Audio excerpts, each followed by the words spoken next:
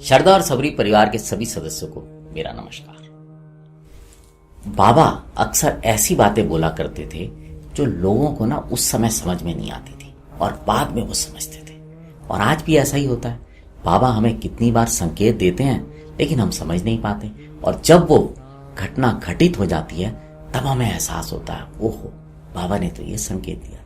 तो आज का प्रसंग सुनाने से पहले मैं उन सभी लोगों का धन्यवाद देना चाहूंगा कि जिनके बनाए हुए चित्र हम इस कार्यक्रम को और रोचक बनाने के लिए इस्तेमाल कर रहे हैं, और बाबा से प्रार्थना करूंगा कि बाबा उन पर और उनके परिवार पर सदैव अपनी कृपा और आशीर्वाद बनाए रखें, और साथ ही साथ जो शारदा और सबरी परिवार के सदस्य हैं उनका भी मार्गदर्शन करते रहें। काका साहेब दीक्षित जब शिरडी आना शुरू हुए तो उसके कुछ समय बाद काका साहेब दीक्षित ने नागपुर में अपने बेटे का उपनयन संस्कार रखा, और उसी दौरान की बात है कि नाना साहेब चांदोरकर ने अपने पुत्र का विवाह जो था वो ग्वालियर में रखा। और ये दोनों बाबा से बहुत प्रेम करते थे, बाबा में बहुत श्रद्धा थी, बहुत विश्वास था, और इसलिए दोनों अपने कार्यक्रम में आमंत्रित करने के लिए बाबा के पास शिरडी पहुंचे।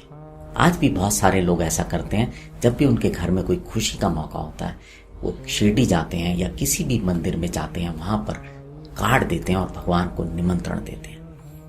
तो खैर जब वो दोनों वहां पहुंचे और बाबा से उन्होंने कार्यक्रम में आने का निवेदन किया तो बाबा ने कहा कि मैं तो नहीं आ पाऊंगा, लेकिन मेरा प्रतिनिधि श्यामा वहां पर पहुंचेगा।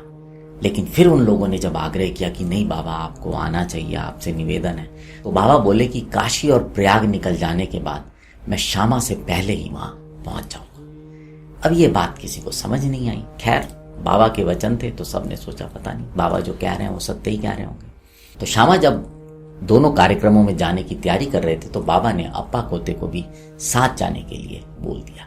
तो ये दोनों लोग सबसे पहले गए नागपुर, जहां पर उन्होंने काका साहेब दीक्षित के बेटे का उपनयन संस्कार जो था उसमें शामिल हुए। फिर वहां से वो दोनों गए ग्वालियर और वहां पर चांदोरकर जी के पुत्र के विवाह में सम्मिलित हुए, और उसके पश्चात वो गए काशी।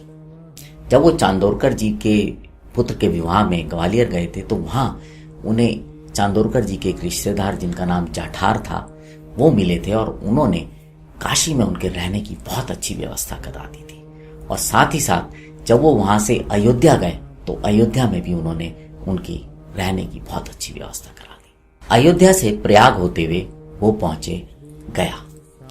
जब गया पहुंच रहे थे, रेलगाड़ी में थे, तो पता चला कि गया में प्लेग फैला हुआ है। अब दोनों लोगों को डर लगने लगा, घबराहट होने लगी कि प्लेग फैला हुआ है, हम यहाँ आए हैं।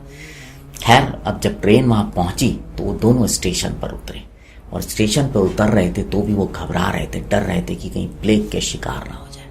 तभी वहां पर एक पुजारी जो कि गया का बहुत ही धनाढ्य व्यक्ति था वहां पर आया, और आके उसने पूछा कि आप कहाँ जाना चाहते हैं। तो उन्होंने बताया कि हम यहाँ पर गया पे आए हैं। तो उस पुजारी ने कहा आप आइए, मेरे यहाँ पर रुकिए, मेरे यहाँ पूरी व्यवस्था है। जब वो उनको लेकर रास्ते में जा रहा था तो दोनों घबरा रहे थे, तो उन्होंने पूछा कि प्लेग यहाँ फैला हुआ है। तो उस पुजारी ने बोला नहीं नहीं आप चिंता मत करो, ऐसी कोई बात नहीं है, यहाँ पे प्लेग है लेकिन आप डरने की जरूरत नहीं है। जब वो पुजारी उन दोनों को लेकर अपने घर पहुंचा तो वो घर जो था वो एक महल के समान बहुत बड़ा था।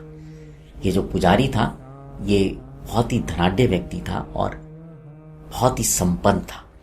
जब वो उन दोनों को लेकर अपने घर के अंदर गया तो श्यामा अचानक ही रुक गए, क्योंकि उस घर के मध्य में ही बाबा का एक बहुत ही सुंदर चित्र लगा हुआ था। श्यामा हाथ जोड़कर वहां खड़े हो गए, और श्यामा को बाबा के वो वचन याद आ गए कि उन्होंने बोला था कि जब काशी और प्रयाग निकल जाने के बाद मैं श्यामा से पहले ही वहां पहुंच जाऊंगा। तो बाबा गया में पहले से ही विराजमान थे, क्योंकि श्यामा काशी और प्रयाग से होकर आ चुके थे। अब वो चित्र देखकर श्यामा की आंखों से आंसू बहने लगे। उस पुजारी ने सोचा कि अरे ये लगता है प्लेग की वजह से डर गए हैं। तो उन्होंने पूछा आप क्यों इतना घबरा रहे हो? डरने की जरूरत नहीं, आप प्लेग का कोई संकट नहीं है। लेकिन श्यामा ने जो सवाल उस पुजारी से पूछा वो अलग था। श्यामा ने बोला कि महाशय ये चित्र आपको कहां से मिला? अब जो पुजारी ने बताया तो आप समझ पाएंगे कि बाबा की दूरदर्शिता कितनी दूर तक थी। उस पुजारी ने बोला कि मेरे 500-600 जो दलाल हैं वो महाराष्ट्र, पुणे इस जिले में हैं। वहां से जो लोग गया आना चाहते हैं उनकी सुविधाओं का ध्यान रखते हैं वो लोग वहां पर। तो एक बार इसी के चलते 12 साल पहले मैं शिरडी गया था और वहां मुझे बाबा के दर्शन करने का सौभाग्य प्राप्त हुआ। मैं वहां पर बाबा के एक भक्त के घर पर ठहरा था और उनके घर पर मैंने ये चित्र देखा था जिसने कि मुझे बहुत आकर्षित किया था। और बाबा की आज्ञा से बाबा के उस भक्त ने, जिसका नाम की श्यामा था, वो चित्र मुझे भेंट किया। अब जब श्यामा ने उस चित्र की कथा सुनी तो उनको वो सारा प्रसंग याद आ गया और श्यामा ने उस पुजारी से बोला कि महाशय, वो श्यामा जिससे आप ये चित्र लेके आए थे वो मैं ही। अब ये सुनने की बात थी, पुजारी ने श्यामा को गले से लगा लिया और उसके बाद जो श्यामा का आदर सत्कार गया में किया गया उसके बारे में साईं चरित्र में लिखा हुआ है कि वो सेठ बहुत धनाढ्य व्यक्ति था और वो स्वयं पालकी पे बैठा और श्यामा और अप्पा कोते को हाथी पर बैठाकर पूरे शहर में घुमाया। इस प्रसंग के माध्यम से आप समझ सकते हैं कि बाबा अपने भक्तों का कितना ध्यान रखते हैं। इसलिए बोल रहा हूं क्योंकि उस समय भी रखते थे और आज भी जो बाबा से प्रेम करते हैं, उन पे विश्वास करते हैं, श्रद्धा और सब्र करते हैं, बाबा उन सब भक्तों का आज भी ध्यान रखते हैं। अगर आपको आज का प्रसंग अच्छा लगा हो तो इसे और भी साईं भक्तों के साथ साझा कीजिएगा।